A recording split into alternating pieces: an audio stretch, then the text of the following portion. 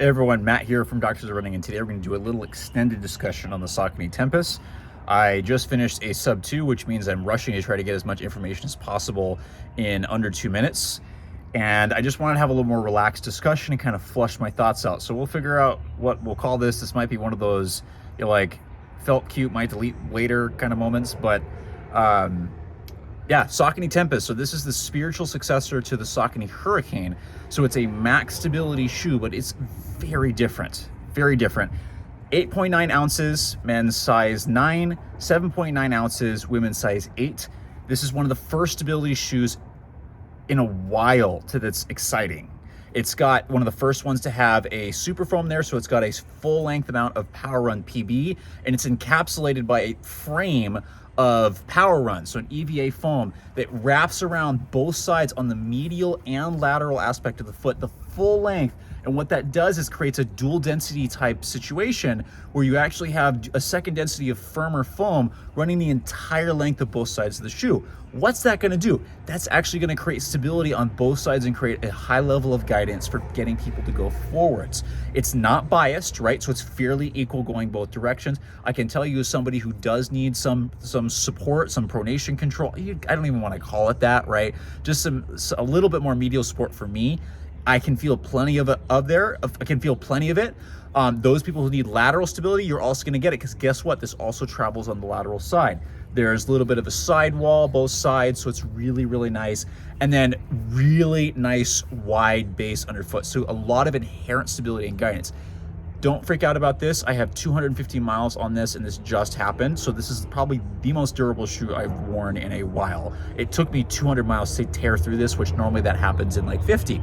So really good on durability. And it's kind of towing a very interesting line where it's got a super foam. I found this shoe can definitely move. I think it works better for up-tempo efforts and a little bit of tempo stuff. I think 8.9 ounces is still, for me, a little heavier than I might like, but it has the versatility to be a solid trainer. So solid, actually. I've used this shoe for 2 30-plus mile runs thanks to my wife doing ultra marathons, which I mentioned in the sub 2 video, and I came away fine. This is my shoe that when I don't know what's coming at me, I'm gonna reach for this.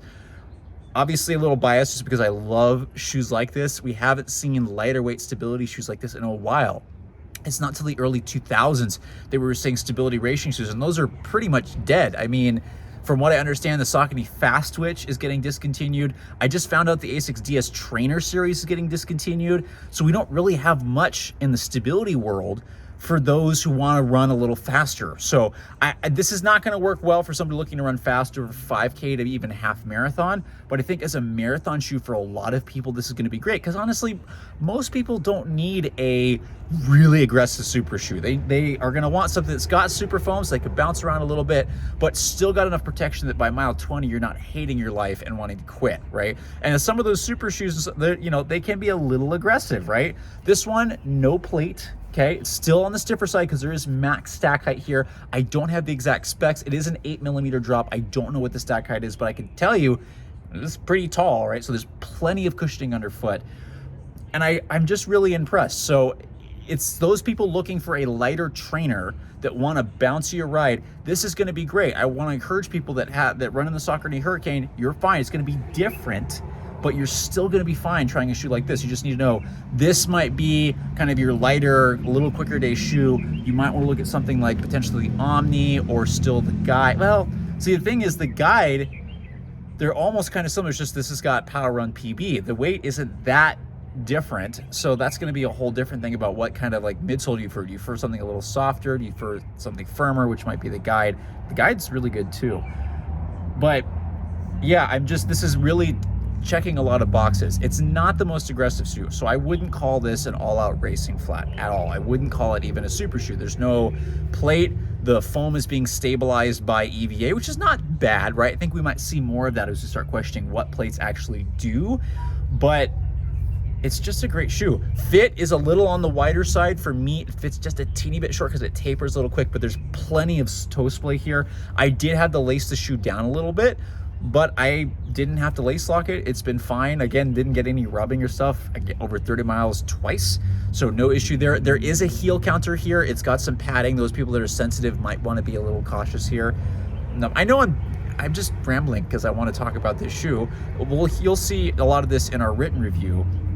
I'm just interested that people are finally paying attention to going, hey, let's create some unique stability shoes that can go a little faster, because now that the other ones are gone, we don't really have any options, right? It wasn't like, as I mentioned, it's not since been like the early 2000s that we've actually seen faster shoes for people that need some stability. And yeah, you don't necessarily need all out pronation control, okay? Some of that concept is, it's gonna work really well for some people, but it doesn't work for everyone, okay? We have plenty of people that, you know, they have a lot of motion in their foot, but then you take that away and then they start getting knee pain, right? You're taking away how they shock absorb. And yeah, they need to work on strength and stability and stuff like that for their body, but it's always nice to have something to help when some of us fatigue, okay? Not everyone needs this, but what's cool is some of our other testers, so Nathan and Andrea, both are pretty sensitive to stability. I know Nathan has had some injury issues in the past related to being given a stability shoe. Both of them have done great in this shoe. They've really enjoyed it. And that's what's really cool about this whole concept of guidance, because now it's not pushing you one way. These frames go the full length. So people that need stability in the heel, midfoot, forefoot, you're gonna find it in the full length of the shoe, but it's not it's not intrusive, which is really nice. If you're someone light on your feet, you may not even engage the EVA frame enough. If you're somebody heavy that like not heavy, but lands really hard like me, you engage it really well and it feels nice and centered. It doesn't feel like you're being pushed one way or the other. I had no break-in on this shoe. And a lot of times with posted shoes, not that they're bad, they work really well for some people. It usually takes me a little bit to get used to them. I haven't run in one in a little bit. We just got one and I was having some like hip irritation after running only 3 miles. And I'm like, oh, I'm not used to running in these anymore. I've got to get used to it because my body's adapting, but this is cool. I'm really excited. I really hope that companies don't forget about people that need some guidance. And I hesitate to say like pronation control, because people just need some help going forwards. I think that's what the concept behind guidance is. Helping people move forwards. People move all over the place, right? We have, you know, everybody's got a unique movement path. It's actually so unique. Their gait and movement pattern is so unique to them. It's as unique, if not more unique, than their fingerprint, right? So it's interesting that for a lot of people that study gait, so a lot of PT students will notice as you practice this more, you start identifying your classmates by their movement patterns. Yeah, it's cool. We're all so unique, but sometimes we just need a little help going forwards, especially as you fatigue. Most runners don't work on any stability or strength in the frontal plane. That means like side to side stuff, right? Which is really important. Even though we don't often move side to side, you still need strength and stability in that plane. But when you fatigue, it can be really nice to have a little bit of guidance for people that need that. And so, yeah, nice job, Saucony. I'm excited. It takes the sting of supposedly having the fast switch discontinued taken out a little bit. But my one request is this is more trainer-like. And I would love to see a stability, or I should say guidance, super shoe. Just saying, because this is a point. I'd love to see something mid 7 ounce, high 7 ounce, you know, with full length power run PB. And, you know, those of us would love that. That still doesn't exist out there, right? There's some shoes out there that might provide a little bit of medial resistance, but not that much, right? Most of the stuff is inherently unstable. If you're gonna run in that kind of shoe, you're definitely gonna need to work on your stability and ease up to those longer distances if you're gonna use those type of super shoes. But this does really well if somebody kind of needs more of a trainer-esque shoe that can handle some up-tempo work. And it's been great. It's been my go-to shoe. That's why I've been able to get 200 miles on them, over 200. Now I've got a second pair that I'm working on getting more miles on. It's been really good. It's been nice to finally see a lighter weight stability shoe that has the ability to go faster, because most stuff out there, forget it, right? It's heavy, oftentimes clunky. I'm hoping we bring this into the new age, and this is the start of something really cool. And it's cool, again, because I'm hoping this is gonna work for more people than just the ones that are labeled, oh, I need pronation support, or I need, you know, the rare person that needs supination guidance, right? And it's got it through the forefoot. So if you're somebody that goes off the lateral toes, this might guide you a little bit. Some people know that I talked about some other shoes that, you know, had the lateral flare quite a bit, and I was able to guide certain people that are trying to avoid the first toe to help get that mobility back. It's nice that it guides people both ways, and I really want to encourage companies to think about that as they move forward. I know a lot of people are, but guiding people through their preferred motion pathway is really important. I know A couple companies, Saucony is one, Brooks is another one that's really thinking about this, but it's nice to see this in a faster shoe. And you know what? Some people want to go fast, and other people shouldn't be afraid to try to go a little faster. It's really important. We talk, you know, in my area where I work at a spine center and I work with a lot of older individuals, it's really important to work on power production as we get older, and sometimes running a little quicker. It doesn't have to be an all-out 5K, but even just some strides gently. Introducing the ability to generate more force is really important for older people.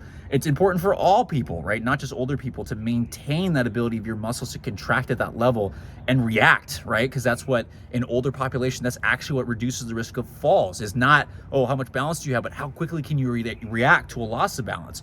Same thing with younger individuals, right? The ability to generate force quickly is really important for a lot of different factors. And so, you know, having some lighter options is really important, and not just, you know, hey, we're gonna make this light and it's not durable anymore and it falls apart in 30 seconds, right? We're talking like super durable still, but lighter weight, making use of some of these newer foams and not just using the same EVA stuff for all stability stuff. It's just cool, and I really appreciate Saucony doing this, and I'm excited to see what comes next. Maybe a super shoe, we'll see.